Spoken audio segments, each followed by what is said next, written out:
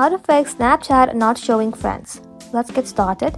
For that, first of all, you have to open up your Snapchat application in your mobile device and then log in to your account. Once logged in, tap on your Bitmoji icon, then tap on the square like icon. After that, scroll below and then under Privacy Control, tap on Clear Data. Inside here, tap on Clear Cache and then Confirm. After clearing the cache, you can restart the app. After clearing the cache, you can restart your Snapchat and check if your friends list appear. If not, open the App Store.